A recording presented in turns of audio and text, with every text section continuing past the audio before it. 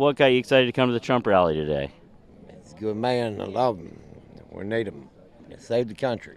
You love him? Yeah, I think he's a good man. What do you think? Why? When did you decide he was such a good man? 2016. I liked his words, and I like he did everything he said he was going to do, and he did it. What are some of those things that he said and then he did?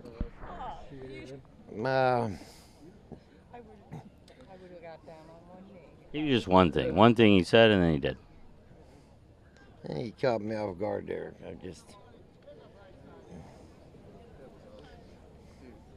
I don't know. Yeah. Okay.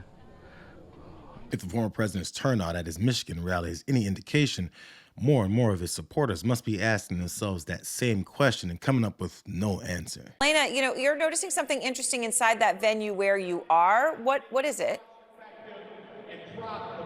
That's right. So we are here in downtown Detroit. We're in this pretty large venue. You can't really tell, Aaron, from where you are. I mean, right behind me, you can see the crowd. But behind the camera, where I'm speaking toward, it's actually pretty empty. They have not been able to fill this. And I'll also tell you that it took us more than 2 hours. They were 2 hours delayed in getting us into the venue today. And so there are questions about, I'm told it was not a security issue, according to two Secret Service officials. So maybe these folks are finally listening to him when he says that he wants to punish women for controlling their own bodies. Can't wait to sick the military on his political enemies, and that he sees every black or brown immigrant as a threat that he'd like to illegally purge from the country. Or maybe they're noticing that he's a bitterly emotional guy that can't control his temper, which has led to damn near his entire administration staff to warn the country of how much of a fascist he is. Very important process. I love these exploding mics, don't you?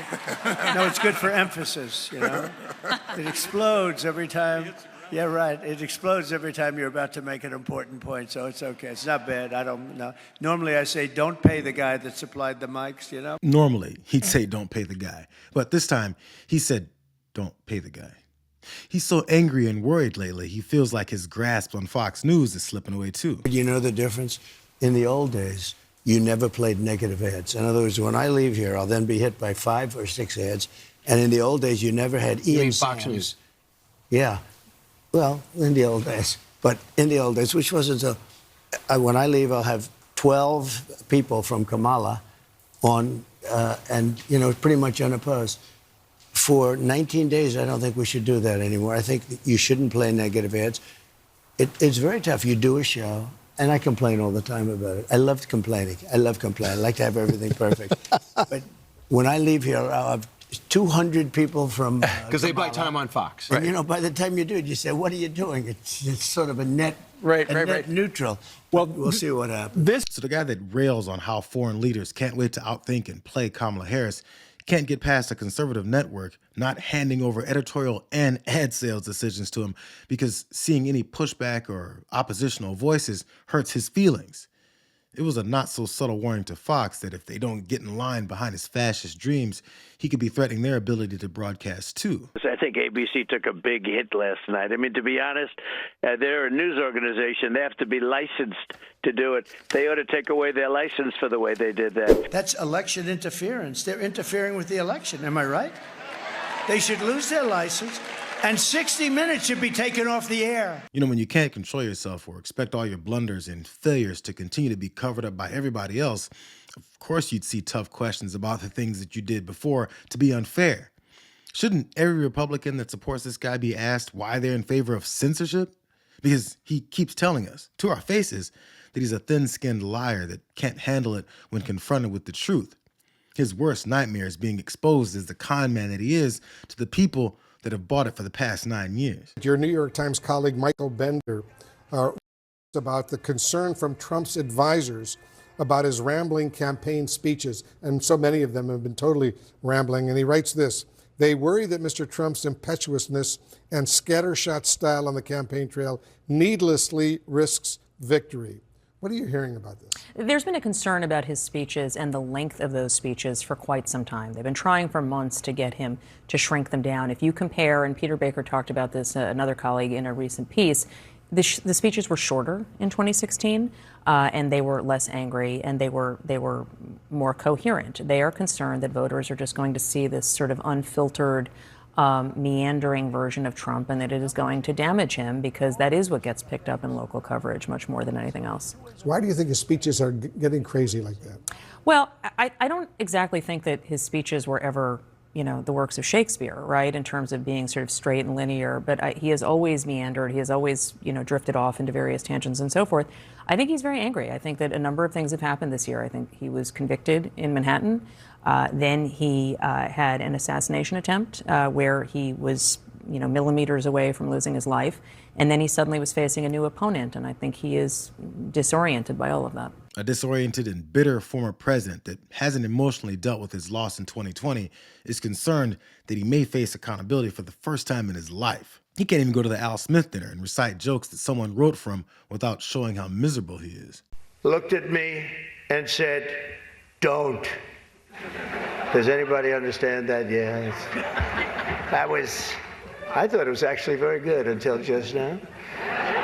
It was announced this morning that at a funeral yesterday, in a rare moment of clarity, Joe told Barack Hussein Obama that, quote, only a few people got that. Or as Rush Limbaugh used to say, Barack Hussein Obama. Remember, Barack? He was a piece of work. We miss him. But as he told Barack Hussein Obama, quote, "She's not as strong as me. She's not as strong. Do you understand that?" And Obama agreed, saying, "That's true. Other than that, I think the Democrats are getting along quite well." Right? Nobody got that one. The fact... Man, even Fox News hosts and would-be supporters couldn't figure out why this grumpy man went up there to recite jokes where the punchline is simply Obama's middle name. This really might be the worst time for his campaign to finally break through and put his desperation on full display. No matter who he's speaking to or what about, they're showing it. Well, we're back in Michigan, and it's good to be back. And again, we have a situation where the former president is insulting the people of the state, this time saying that auto workers, that their important and good and highly skilled work could be performed by a child. Assembly, like in South Carolina. But they build everything in Germany, and then they assemble it here. They get away with murder because they say, oh, yes, we're building cars. They don't build cars. They take them out of a box and they assemble them. We could have our child do it. Which is just further evidence that Donald Trump comes from a place where he really does not appreciate or understand how most people in our country work very hard for all that they have, and that there is great dignity in their work. In addition, I've been hearing reports that his team at least is saying he's suffering from exhaustion.